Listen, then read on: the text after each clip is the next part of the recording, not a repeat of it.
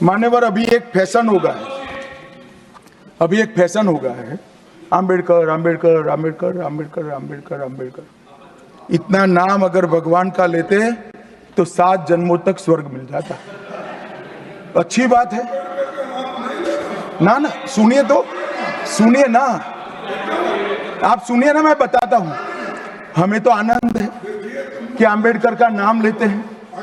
आम्बेडकर का नाम अभी 100 बार ज्यादा लो, परंतु साच अर्थ में आम्बेडकर जी के प्रति आपका भाव क्या है ये मैं बताता हूं।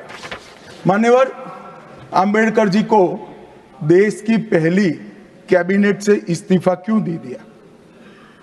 आम्बेडकर जी ने कई बार कहा कि अनुसूचित जातियों और जनजातियों से हुए व्यवहार से मैं असंतुष्ट हूं, सरकार की विदेश नीति से मैं असहमत हूं और आर्टिकल 370 से मैं असहमत हूं। इसलिए वो छोड़ना चाहते थे। उनको आश्वासन दिया गया, आश्वासन पूरा नहीं हुआ। उन्होंने इग्नोरेंस के चलते इस्तीफा दे दिया और एक श्री BC रॉय ने पत्र लिखा कि आम्बेडकर और राजा जी जैसे 2 महानुभाव मंत्रिमंडल छोड़ेंगे तो क्या होगा। तो नेहरू जी ने उनको जवाब में लिखा है, राजा जी के जाने से तो थोड़ा बहुत नुकसान होगा, आम्बेडकर के जाने से मंत्रिमंडल कमजोर नहीं होता है। मान्यवर, ये विचार जो खड़गे जी कह रहे हैं ना, क्या आपत्ति है? जिसका विरोध करते हो उसका वोट के लिए नाम देना कितना उचित है?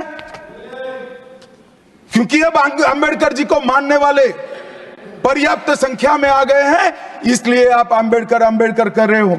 मान्यवर, मुंबई के मेयर ने एक पत्र लिखा था कि मऊ में आम्बेडकर जी का स्मारक बनाना चाहिए। मऊ में जो आम्बेडकर जी का जन्म स्थान था, सुझाव लिखा। उन्होंने कहा आमतौर पर स्मारक निजी पहल से बनाने चाहिए। यदि सरकार किसी प्रकार की सहायता करती है तो वो उचित नहीं होगा। उनके कितने स्मारक बने साहब? कोई स्मारक आम्बेडकर जी का नहीं बना, देश भर में नहीं बना। आम्बेडकर जी के स्मारक कब बने? जब भारतीय जनता पार्टी सत्ता में आई, तब मऊ में डॉक्टर आम्बेडकर के जन्म स्थान पर स्मारक बना। लंदन में अध्ययन करते थे, वहां स्मारक बना। नागपुर में शिक्षा दीक्षावलित वहां बना। दिल्ली में महापरिनिर्वाण स्थल पर बना और मुंबई में चैत्य भूमि में भी बन रहा है। हमने 5 तीर्थ बनाए महामानव। और मैं मानता हूं मान्यवर, मैं मानता हूं कि आम्बेडकर जी के सिद्धांतों पर चलना नहीं और वोट के लिए उनकी गुहार लगा देना। 14 अप्रैल को राष्ट्रीय समरसता दिवस घोषित किया हमने। 26 नवंबर को संविधान दिवस घोषित किया। उस वक्त भी इसका विरोध कांग्रेस के वरिष्ठ नेताओं ने किया। मान्यवर,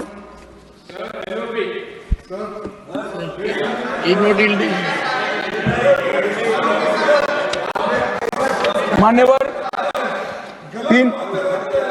370 पर कई बार चर्चा हुई है। मैं ज्यादा कहना नहीं चाहता। सब जानते हैं कि एक टेम्पररी प्रोविजन को अनौरत संतान की तरह अपनी गोदी में 70 साल तक कांग्रेस ने खिलाने का काम किया और 370 हटाने के लिए लोहे का जिगर चाहिए। और जब देश के प्रधानमंत्री नरेंद्र मोदी जी 2019 में फिर से प्रधानमंत्री बने, एक ही झटके से इसी सदन में 370 और 35 को समाप्त। इसी सदन में कहते थे खून की नदियां बह जाएगी। खून की नदियां छोड़ो, कंकड़ चलाने की किसी की हिम्मत नहीं है। और मान्यवर, क्या हुआ? इसके बाद क्या हुआ? 35,000 पंचायत के सदस्य आजादी के बाद पहली बार चुनकर आए। 2 करोड़ 11 लाख एक वर्ष में पर्यटक आए। पत्थरबाजी शून्य हो गई।